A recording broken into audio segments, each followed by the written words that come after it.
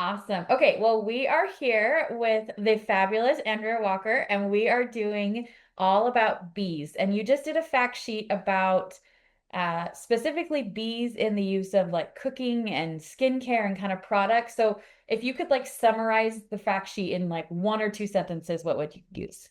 Oh, wow.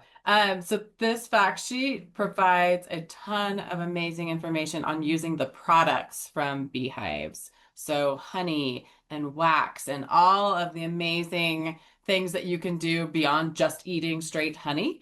All of the uses of the great products that bees provide us with. Yeah, there's so much in this that I So didn't even much. really know. Um, Yes. so what do you think is the most surprising thing that people don't realize when it comes to using honey? Probably that honey doesn't go bad. Honey is a super food safe and shelf stable food, and it really doesn't go bad. So you can have a jar of honey on your shelf for years and years and years, and it may crystallize, which means it hardens up a little bit, but if you gently warm it, it will go back to being honey that you can continue to utilize. That is, so why doesn't it go bad? Because it has a very low water content and a very high acidity rate. So it's not a hospitable place for microorganisms and bacteria. So it just means that it's a very kind of stable food that's not going to spoil.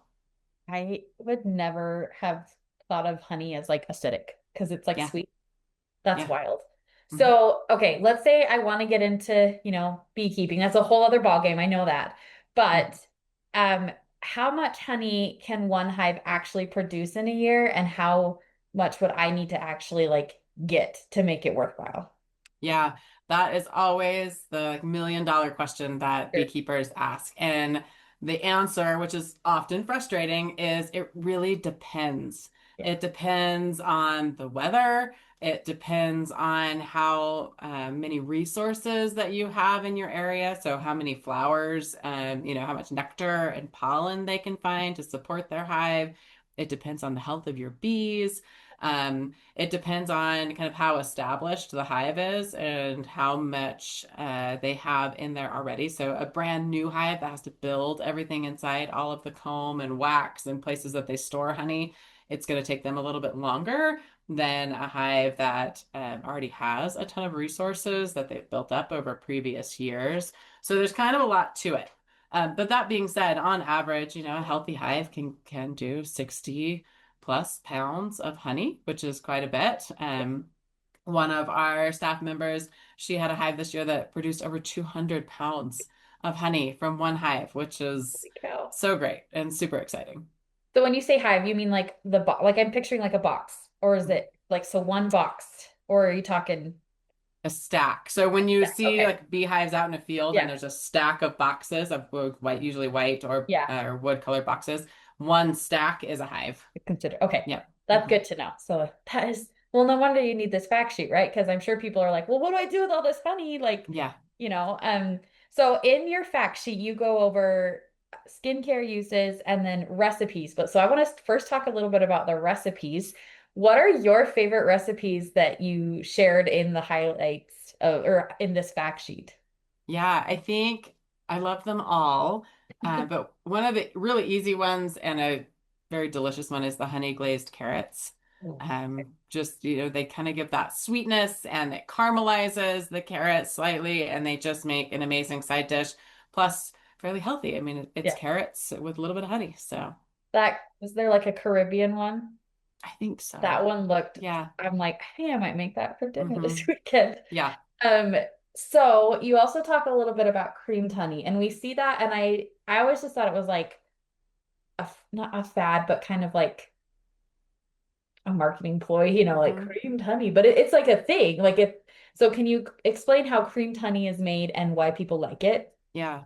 So crystallization in honey is just a natural process. That's why, like I was saying, it's still good and shelf stable, but if it's older, it may harden up your honey and you have to kind of re-warm it to get it melted again. Crystallized or creamed honey is basically honey that we are controlling that crystallization. So in creamed honey, we introduce very small crystals. So the honey crystallizes in very small. Crystallization is a natural process in honey, and that's why, some honey will just get hard as it ages, and you have to warm it up to melt it and get it in more of a liquid state again. When we cream honey, we're actually introducing very small crystals so that we can control the size of the crystals in the honey. So rather than having one super hard block of honey, we're creating very, very small crystals within the honey itself. And so what that does is it creates this smooth, spreadable honey product that you can use on toast or crackers. I mean, it still is just honey, and nothing has changed about, the properties of it other than the crystallization, and we're just controlling for that. So a lot of people love it. It also means that as creamed honey ages, it doesn't turn into a large block of honey. It stays in that softer form. Oh, it's so pretty. It's like the pictures Mhm. in the fact sheet. So talk a little bit about the skincare uses for honey. I want to share a story real quick.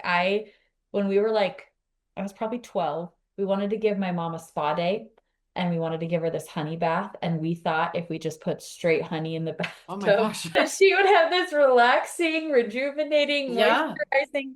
And she gets in and she's like, I lasted 30 seconds and she gets out and she's all so sticky. sticky. But like when I Yeah. first was reading through this, that was the thought that came to mind is when I was like, Mom, we're gonna give you this spa day, and then it was just a sticky mess. But I know there's a lot of skincare products with honey in them, and you have recipes for Mhm. honey masks, which are awesome. So kind of Yeah. talk about the health benefits for honey on your skin. Yeah, so this is actually my favorite part. Beekeepers keep bees for many reasons, but in my family, for our bees, we use a lot of it for skincare and skin products. Honey, again, is naturally, it's antibacterial, it's antimicrobial, it's anti-inflammatory. So it's actually a really good product to put on your skin, which seems counterintuitive because you're putting this sticky, sugary mess on your skin. There's actually medical grade honey that doctors and hospitals will utilize as well. So it's really good for for your skin. I make a honey sugar scrub that I use daily on my face, on my body, in the shower, and it is just honey, um, sugar, whether white sugar or brown sugar, and I use olive oil for kind of the moisturizing benefits of it. And then you can add an essential oil if you want it to have a scent to it. But you can use that for exfoliation. Again, the anti-inflammatory, antibacterial, antimicrobial is amazing. So it is really great for your skin. We use wax products from the hive, so we make lip balms and lotions utilizing the wax and the honey, and they have a lot of the same beneficial properties in the wax. So can I make stuff like that from just honey I buy at the store? If I wanted to make a honey scrub, I don't need to have my own bees. Correct. Okay. Yes, you can Okay. you can buy those products at the store. Yeah. Just double check the ingredients to make Sure. sure that it is pure honey that you're Okay. buying. The label should just say honey and it Yeah. shouldn't have any other additives to it. Okay. That is good to know. Maybe we'll have Hmm. to make some. That'd be fun. Yeah. Um, so what's one simple way that people can use honey in daily cooking or self-care? Yeah, daily cooking. I think the what we use it the most for is tea. Mm. If you're a tea drinker, to add honey to your tea rather than sugar. Mhm. I love it on toast or crackers if I'm just kind of craving something sweet. You can substitute honey, for sugar in recipes. It's slightly different. So it's something that you want to look up and make sure that you're using the correct ratio. You Mm. usually use about half as much honey as you would regular sugar because it's sweeter. But because of that, you need to decrease the amount of liquid in your recipes, and also decrease your temperature and possibly add a little bit of baking soda to counteract the acidity. Um, but you can definitely look that up and exchange that for a bit healthier sugars, adding to your baking and cooking at home. Um, Yeah, and then, just the lip balms and wound care and we kind of put honey on everything at my house. It's like from, is it My Big Fat Greek Wedding, Yeah, where he uses yeah, Windex on Windex, right. everything? And I'm like, put some honey on it. You'll be fine. That's awesome. Well, do you have any other fact sheets coming out or that have already come out that are kind of similar to this that people could look at? We do. We have one that is all focused on wax. Okay. So making candles, making products with wax. We have some that talk about propolis. Mm, Propolis is another product that bees create and that is also antibacterial, antimicrobial, has a lot of different health benefits. It's a little bit harder to collect and work with. It's almost like a glue that the mm, bees mhm, create and utilize in the hives. So there's a lot of great fact sheets there. It seems like a lot of people that are interested in this type of thing with honey and wax would also be really interested in canning and preserving. So our master food preserver programs, kind of getting involved in all of those things. They seem to go hand in hand. Um, as far as upcoming fact sheets, we're working on some that are more about bee health. So thinking about, the care of the bees and how we're cleaning equipment and sterilizing our hives. We just had one that came out about that, making sure that you're keeping things healthy.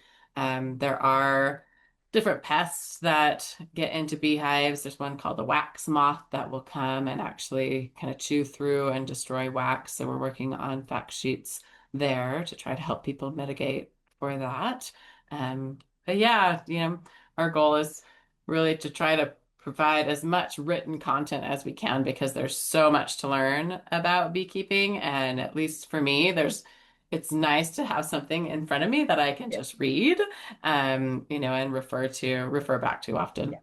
Oh, that's so good. Well, I'm so excited. And thank you for chatting with us today. So we'll link all of these fact sheets and everything in the comment section below, and then we'll be on the lookout for those other fact sheets. So thank you. Yeah, thank you.